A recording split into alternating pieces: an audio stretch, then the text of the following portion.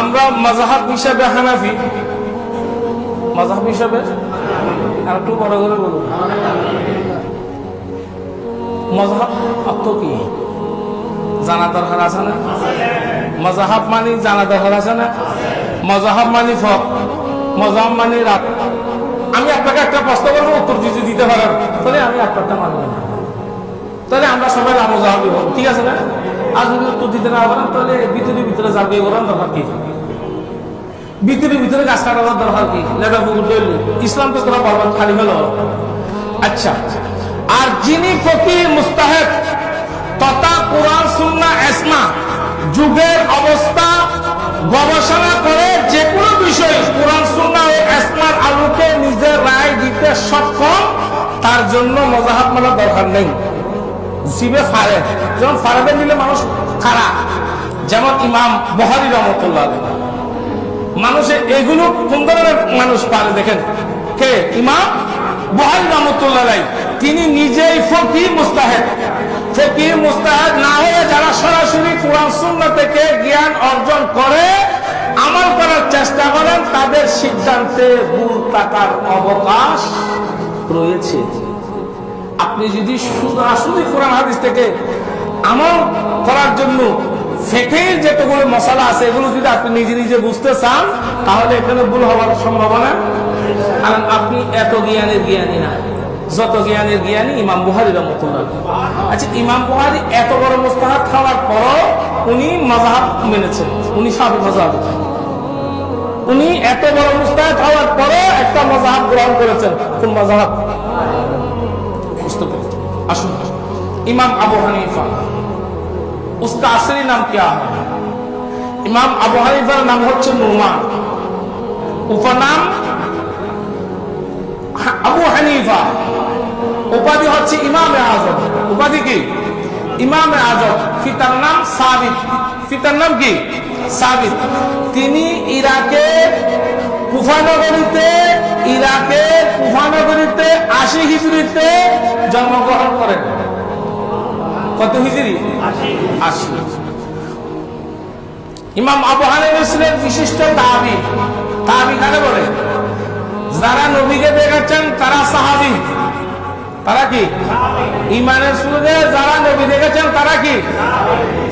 ঈমানের সুরে যারা সাহাবী দেখেছেন তারা হচ্ছে তাবী। তারা হচ্ছে কি? তাবী। তিনি রাসূল সাল্লাল্লাহু আলাইহি ওয়াসাল্লামের সাহাবী হযরতে আনাস সহ কয়েকজন সাহাবীর সান্নিধ্য লাভ করেছেন। সুতরাং তিনি এই সূত্রে তিনি কি? তাবী বলেন না?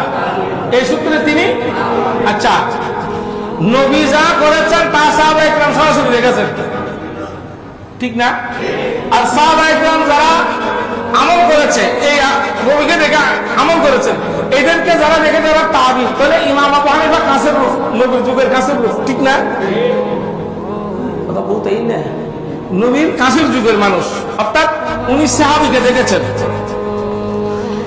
ইতিহাস প্রণেতাগণ 4 জন সাহাবীর সাথে তার সাথে সাক্ষাৎ হয়েছে বলে উল্লেখ করেছেন। ইমাম আবু হানিফা রাহমাতুল্লাহ আলাইহি তার নাম অনুসারে এই মাযহাবকে হানাফি মাযহাব বলা হয়। এখন ইমাম আবু হানিফা রাহমাতুল্লাহ আলাইহিকে ইসলামী ফিকহের প্রতিষ্ঠাতা বলা হয়। তিনি 1000 বিজ্ঞ, হযরত ইমাম আবু হানিফা রাহমাতুল্লাহ আলাইহি 1000 বিজ্ঞ আলেমের সমন্বয়ে একটা ফিকহ বোর্ড গঠন করেন। আজকের মতো টেলিভিশনের সামনে গিয়ে গতানুগতিক কোন বর্ণনা উনি দেন নাই। এখন বয়ানের মধ্যে বলেছেন নবী 40 বছর করে নবী হয়েছেন, নবী 200 গুণের মানুষ, নবী মাটির মানুষ, এগুলো বলতেছে। আজকে নবী আজকে জানে না, এগুলো মন্দনা কথা। এইগুলোর কথার পিছনে কোনো রেফারেন্স নেই, উনার যেমন ইচ্ছা তেমন বলে দিচ্ছে। আর ওখানে আমরা ঠিক বলি, লাইকও দিই, কখনো দিই, এগুলো মামলা হয়ে গেছে আল্লাহ এবং রাসূলের দরবারে। বিচার ময়দানে মাহশরের মধ্যে হবে, কারা আমরা ঠিক বলেছি, কারা আমরা লাইক দিয়েছি, কারা আমরা কমেন্ট দিয়েছি, ধন্যবাদ জানিয়েছি, এগুলো আল্লাহ এবং রাসূলের দরবারে মামলা হয়ে গেছে। মামলা পেন্ডিং আছে, একদিন কি হবে? বিচার হবে। তার শিষ্য ভাগে ছিলেন 40 জন সুদক্ষ ছাত্র ফিকহ গঠনের মধ্যে। তারা 22 বছর, 1 বছর 2 বছর না, এই ধরনের মৌলবীদের মতো 6 মাসের কোর্সে মৌলবী হয় নাই। 1022 বছর পর্যন্ত তারা পরিশ্রম করে ফেকা কিতাবে রূপ দিয়েছেন। এই ফেকা বুড়ে তারা রূপ দিয়ে 93,000 মশলা রেখেছেন। বড় করে বলুন না, কয় হাজার? 93,000। ইমাম আবু হানিফা রাহমাতুল্লাহ আলাইহি যে তার মাযহাবের নাম দিয়ে জাননি, তার নিয়ম নীতি অবলম্বন করে তার ছাত্রগণের অসামান্য ইলমি খিদমতের ফলে ইমাম ইলমে ফিকহের যে দ্বারা সৃষ্টি হয় তা হানাফি মাযহাব নামে প্রসিদ্ধ লাভ করে। তিনি মুসলিম বিশ্বে, সারা মুসলিম বিশ্বে ইমামে আজম নামে পরিচিত। সারা মুসলিম বিশ্বে ইমামে আজম নামে পরিচিত। ইলমে হাদিসের ক্ষেত্রে ইমাম আবু হানিফা রাহমাতুল্লাহর অবদান অনেক। তিনি মুসনাদে ইমাম আবু হানিফা, বুখারীতে আরো বছর হয় না, এর আগে মুসনাদে ইমাম আবু হানিফা নামক গ্রন্থ উনি লিখেছেন। তিনি সেই মহান ব্যক্তি যিনি কিতাবুল আসার নামে সর্বপ্রথম হাদিসের কিতাব সংকলন করেছেন। পরে বলুন সুবহানাল্লাহ। মোল্লা আলী কারি রহমতুল্লাহ আলাই ইমাম মোহাম্মদ ইবনে সামা তার বরাত দিয়ে বলেছেন, ইমাম আবু হানিফা রহমতুল্লাহ আলাই স্বীয় 70,000-এর বেশি হাদিস বর্ণনা করেন এবং 40,000 হাদিস থেকে তিনি কিতাবুল আসার গ্রন্থটা লিখেছেন। যা হোক, এই মহান মনীষী 150 হিজরিতে জমাদিল উলা 12 তারিখ খ্রিস্টাব্দে হিসেবে 767 খ্রিস্টাব্দে উনি ইন্তেকাল করেছেন, শাহাদাত বরণ করেছেন কারাগারের মধ্যে। এগুলো এই ঘটনাটা বললে আবার লম্বা হয়ে যাবে।